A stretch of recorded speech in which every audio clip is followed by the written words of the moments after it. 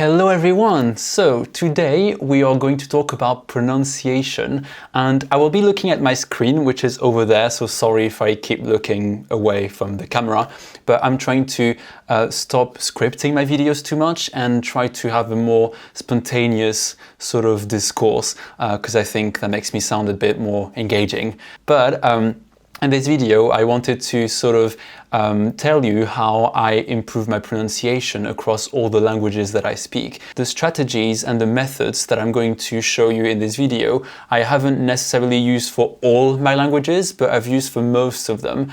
And you don't necessarily have to follow the method by the letter, but just sort of inspire yourself from what I've done if you feel like it's something you might want to give a go to, whatever. I just want to specify though that I will make a difference between accent and pronunciation. So accent will be, I don't know, it's kind of hard to explain what accent is, but essentially is what makes you sound like you're from somewhere in general, so either native or non-native accent. And pronunciation will be about pronouncing the sounds correctly. So in my opinion, you can have perfect pronunciation but still have an accent. So I think in English I've got perfect pronunciation, but I definitely have an accent and a foreign one. I mean, we all have an accent, but I think you know what I mean. And I will also avoid using the word native speaker because I don't actually believe people can sound like native speakers if they're not native speakers already. And yes, there's always someone that's going to say, I know that one person, but you know, it's so rare that I don't find it useful to have sounding native as an objective because it's unattainable for most people. So the main thing that's helped me with pronunciation, and I will try to be as specific as possible. If I misspeak, I will put notes on the screen over there probably. But the main thing that I've been using, especially for English, is the IPA. So the IPA, roughly speaking, is the International Phonetic Alphabet. And it's essentially a system, like a writing system, which uses symbols to represent sounds in the language. So each language will have its own IPA. So the French one, the English one, even the British English, American English, etc., etc. So even different varieties of a language will have their own IPA. So for English, I was focusing on the British IPA, and that's the one I learned. And I found the IPA very useful because it really helps you to see all the sounds that are possible in the variety of the language you're learning. So that means that in theory, if you can pronounce all the sounds of the IPA, then you should be able to pronounce all the sounds in the language and therefore have perfect pronunciation. So a few reasons why the IPA is useful is, first of all, as I said, to be able to know all the different sounds possible in a way in a language, but it's also a good way when you see a transcription of a word in the IPA, and I will try to show you some examples. You can clearly see all the sounds that the word is made up of, and I found it very useful, especially in English. When I was learning it, there were words which seemed like they would have the two same vowel sounds. For example, cocoon.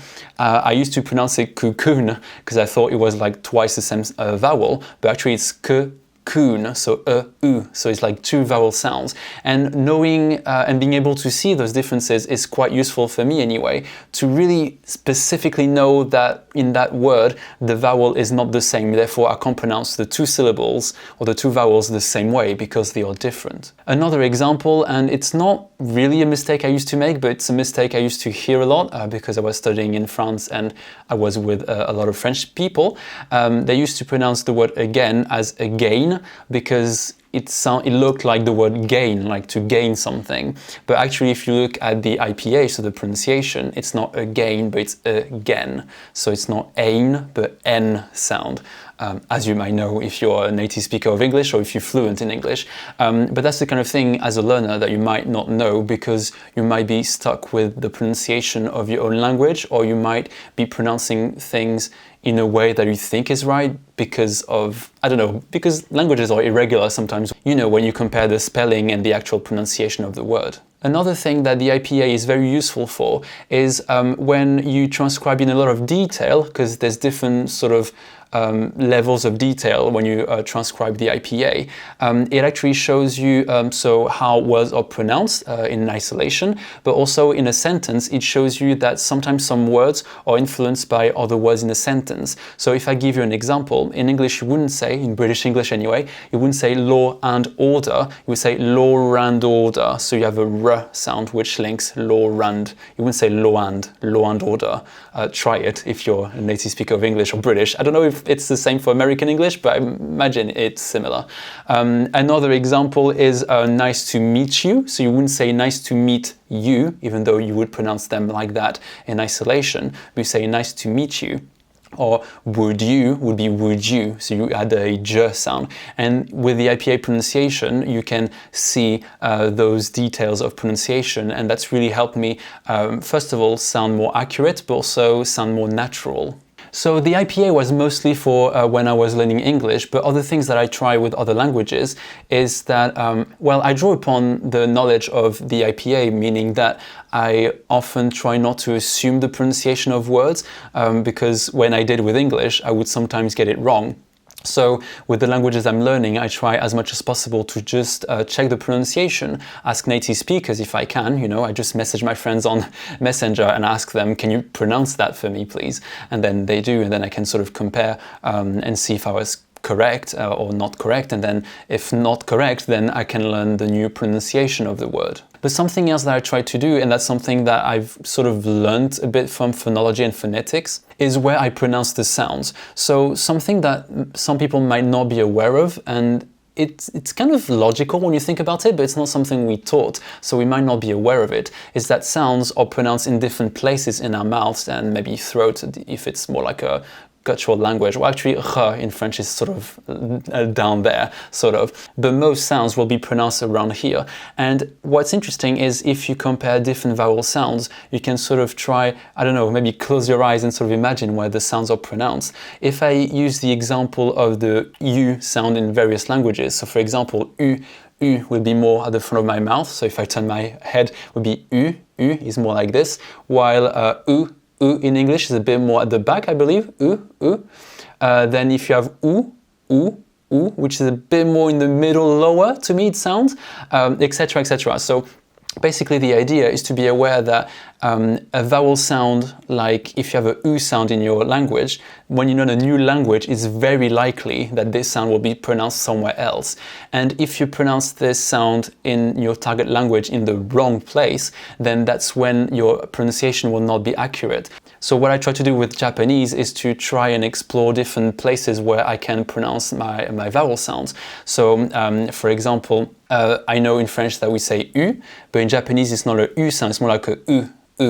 Like, I don't know, kuruma, for example, kuruma, not kuruma, but kuruma. So I try to sort of play around with like positions of where the sound is realized, as we say in linguistics. But this obviously takes a lot of practice. It's not something you just sort of do overnight. It takes a lot of exposure and a lot of, practice. I remember when I was trying to learn proper, if I may say, pronunciation of British English, I used to practice a lot, try to listen to the pronunciation of words with an online dictionary that I had, where I could read the transcription and also hear the word pronounced. That was quite useful. So don't hesitate, for example, when you learn a new word, especially if the sound of the language is quite difficult for you or very different from the languages that you know already, to double check. Don't always assume that you know the pronunciation, because you might be pronouncing it wrong and then it can become a bad habit, and it's kind of hard to sort of break a habit once it's settled. And the last thing, which is quite obvious, is that you need a lot of exposure to the language and listen to the language a lot. But I don't think it's enough, because just listening passively is good. You know, anything you do in your target language is going to be useful one way or another. But in terms of pronouncing words, it's very important to really pay attention to how things are pronounced by people and try to notice how they pronounce things, you know, based on their maybe regional accent. That was quite interesting for me when I was learning English, to notice the different regional accents of English and sort of see how people pronounce them. Because if you pay attention to these things, then you will be more familiar with a different accent because I think typically when you learn languages, different accents are quite difficult to learn because you usually just focus on one way of pronouncing when you learn the language. But as you get more proficient or maybe travel or watch more content, then you're exposed to more accents, and that's when you really need to practice being able to understand multiple accents. And anyway, so when I was watching shows which had, very northern British English accents, then I used to try to pay attention to how they said it. And the more I paid attention, the more in later situations when I was exposed to people that spoke that accent, then it was easier for me to understand them because I had paid attention a lot to it. And I have to say it's something that I naturally do a lot. Like I really like hearing how people pronounce things, and different accents and regional accents are so interesting to me. I love people that have like non-standard accents. I don't know, that makes them so interesting to me. I don't know how to explain it, but that means that whenever I hear it, I really pay attention to how people pronounce things, and I find it just fascinating.